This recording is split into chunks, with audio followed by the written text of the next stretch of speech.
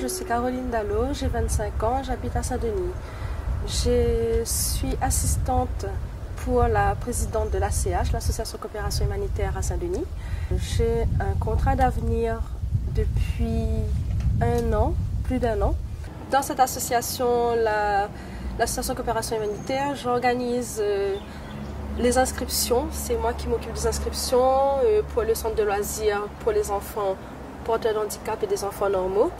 Ensuite, je fais aussi des demandes aux institutions, j'envoie des demandes pour les salles afin d'organiser toutes les distributions de colis alimentaires.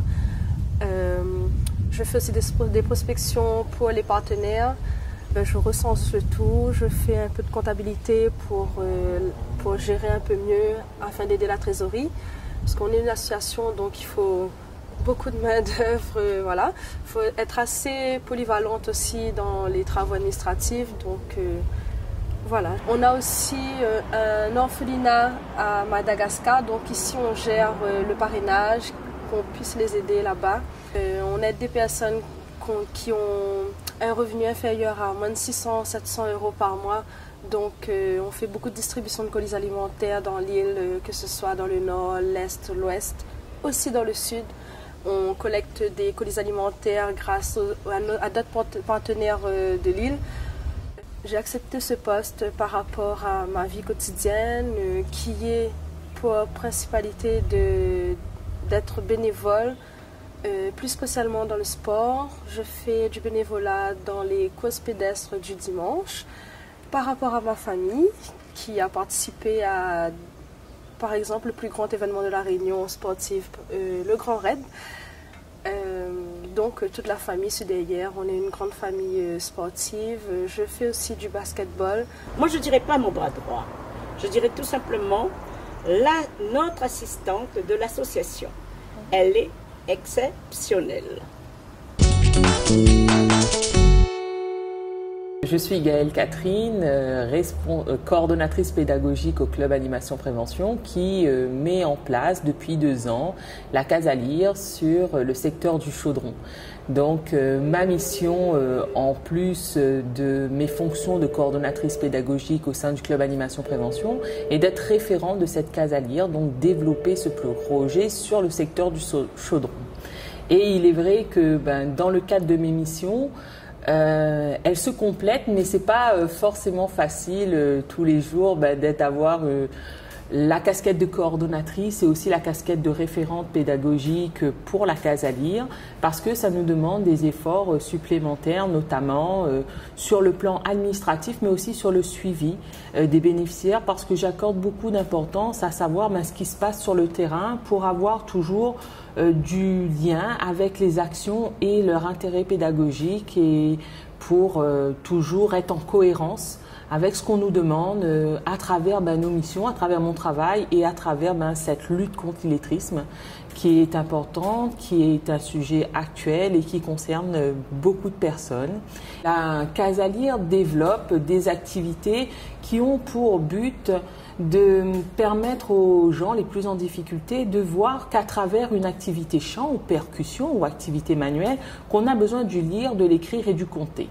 Donc ce matin, on a pu voir en activité des personnes qui viennent chanter, donc avec une intervenante qualifiée, donc là en l'occurrence Patricia Philippe, qui vient avec ces personnes leur apprendre à chanter, redécouvrir les mots, mais aussi les dessins, parce que certains ont besoin du dessin pour acquérir aussi ce mot, pour acquérir ces phrases, et puis après, bien sûr, chanter, quoi. Et voir comment, à travers le chant, on a besoin du lire, de l'écrire, et peut-être aussi du compter.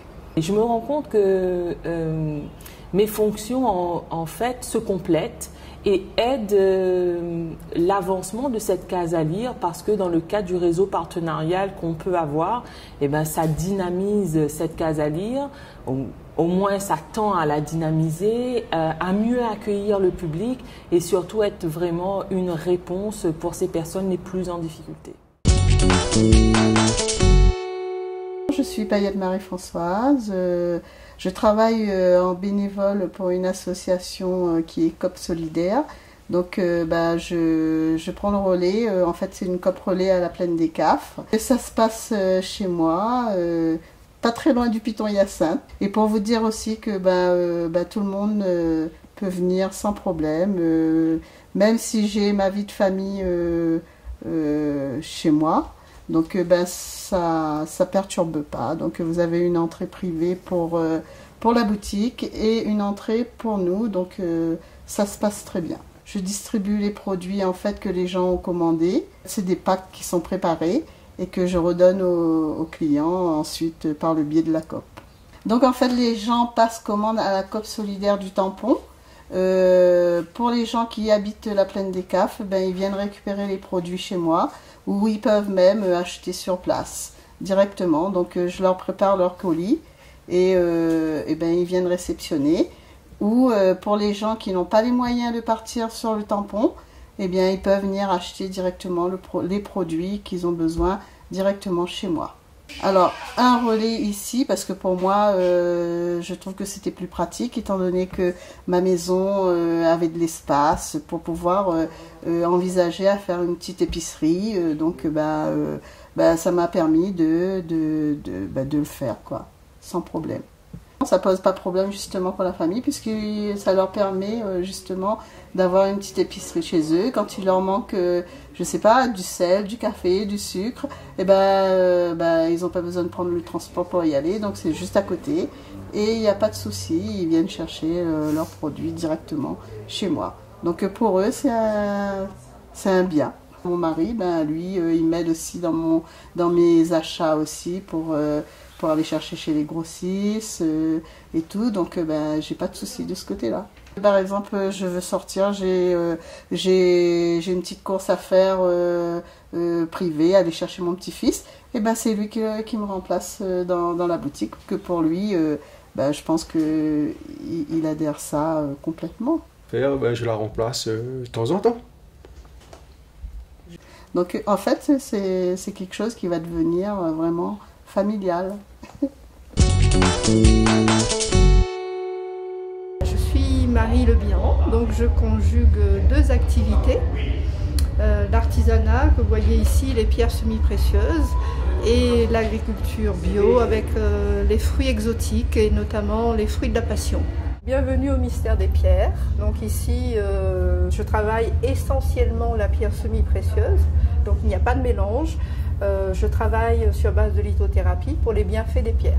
Mon activité, je l'ai démarrée parce que j'étais dans le bien-être avant. Donc je faisais, si vous voulez, déjà la partie bien-être en tant que thérapeute. Ensuite, j'ai, on va dire, bifurqué un petit peu vers l'artisanat depuis une quinzaine d'années. Et mon entreprise existe depuis 2006. Et en deuxième activité, donc je mets en place actuellement une production de fruits dans la culture bio.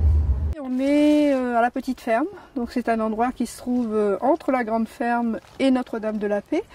Donc ici j'ai cette chance d'avoir des fruits naturels, sauvages, qui poussent toute l'année, on va dire, sans avoir besoin de beaucoup de soins, puisque ce sont des plantes essentiellement qui sont grimpantes, vous avez vu. Et elles vont simplement se fondre dans la nature.